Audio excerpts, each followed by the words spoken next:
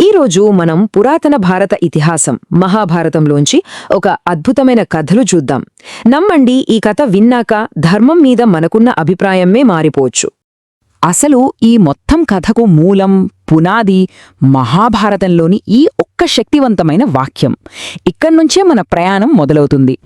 సరే, మన కథ మొదలవడమే ఒక విచిత్రమైన పాయింట్తో మొదలవుతోంది.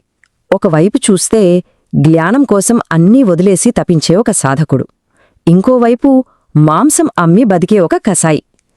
అసలు వీళ్ళిద్దరికీ సంబంధమేంటి? ఎలా కలుస్తారు? ఇక మన కథానాయకుడు విషయానికి వస్తే, తానొక యువకుడు. చదవాల్సిన శాస్త్రాలన్నీ చదివేశాడు. అపారమైన పాండిత్యముంది. కాని తనలో ఏదో ఒక వెలితి, ఈ పుస్తకాల్లో లేని నిజమైన అంతిమ జ్ఞానం ఏదో ఉందని బలంగా నమ్మాడు. అందుకే ఆ సత్యాన్ని వెతుక్కుంటూ తన ప్రయాణం మొదలుపెట్టాడు. అయితే ఇక్కడే మనందరం ఊహించని ఒక ట్విస్ట్. అతని ప్రయాణం అతన్ని ఎక్కడికి తీసుకెళ్ళిందనుకుంటున్నారు? ఏదో ఏకాంతంగా ఉండే ఆశ్రమానికో, గొప్ప గురువు దగ్గరకో కాదు. నేరుగా ఒక రద్దీగా ఉండే మాంసం దుకాణానికి. ఇంకా ఆశ్చర్యం ఏంటంటే, అక్కడే అతనికి తన గురువు కనిపించాడు. ఆ గురువే ధర్మవ్యాధుడు, వృత్తి ప్రకారం ఒక కసాయి. ఇప్పుడు మనందరి మదిలో ఒకటే ప్రశ్న మెదులుతుంది కదా? ఏంటిది? అత్యున్నత సత్యాన్ని, జ్ఞానాన్ని వెతుకుతున్న వాడికి రోజూ జీవహింస చేసే ఒక కసాయి ఎలా గురువు అవుతాడు? అసలిది సాధ్యమేనా? ఈ విచిత్రమైన కాంబినేషన్లోనే కథలోని అసలు రహస్యం దాగి ఉంది. సరే, ఇక ఆ రహస్యమేంటో చూద్దాం. ధర్మవ్యాధుడు అసలు ఎవరు? అతని ఫిలాసఫీ ఏంటి? దాని గురించి తెలుసుకుందాం పదండి. అందరినీ ఆశ్చర్యపరిచే విషయమేంటంటే, ధర్మవ్యాధుడికి ఇంత జ్ఞానం ఎలా వచ్చిందంటే, అది పుస్తకాలు చదివితే రాలేదు. అతను నిత్యం ఇంట్లో చేసే పనుల వల్లే వచ్చింది. ముఖ్యంగా తన తల్లిదండ్రులకు రోజూ మనస్ఫూర్తిగా చేసే సేవలోనే తన జ్ఞానానికి, ప్రశాంతతకు అసలైన కారణముందని అతను బలంగా నమ్మాడు. ఒక రకంగా చెప్పాలంటే అతని ఆలోచన అప్పట్లో ఒక విప్లవం లాంటిది.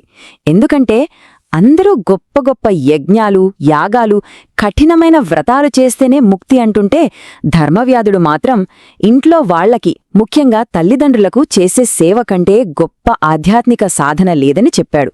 అంటే కుటుంబ కర్తవ్యానికే మొదటి స్థానమిచ్చాడు. అతని నమ్మకం ఎంత బలమైనదంటే, తల్లిదండ్రులకు సేవ చేయడమనేది వేదాలు చదవడంతో సమానమన్నాడు. గొప్ప గొప్ప యజ్ఞాలు చేయడంతో సమానమన్నాడు. చివరికి కఠినమైన వ్రతాలు ఆచరించడంతో సమానమన్నాడు. అంటే ఆ పనుల వల్ల ఏ పుణ్యం వస్తుందో, ఇంట్లో వాళ్లకి సేవ చేస్తే అంతే పుణ్యం వస్తుందని అతని ఉద్దేశం.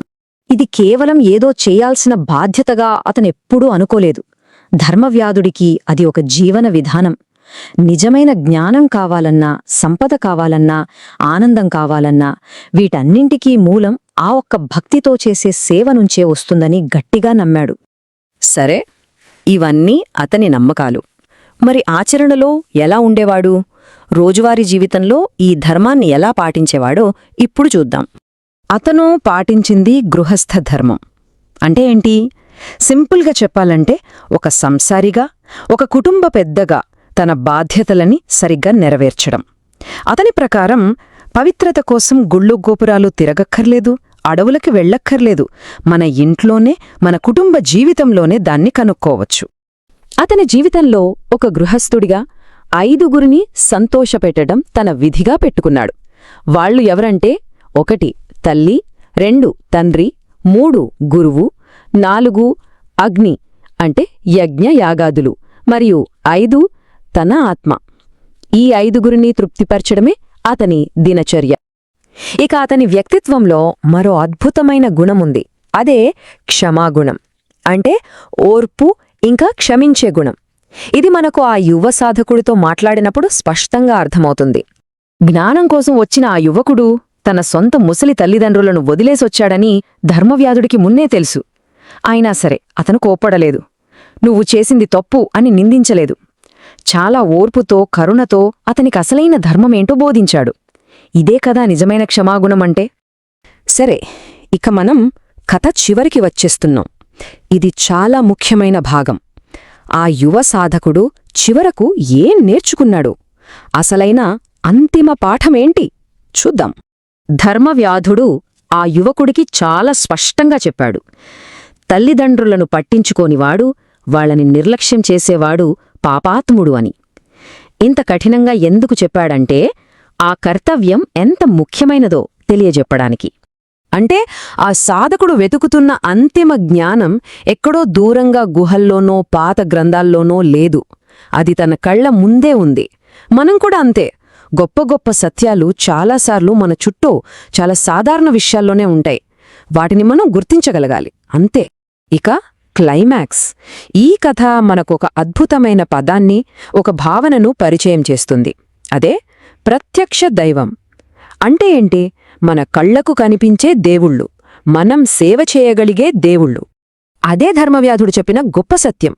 మన తల్లిదండ్రులే మనకు జీవించియున్న దేవుళ్ళు. వాళ్లే మన ప్రత్యక్ష దైవాలు.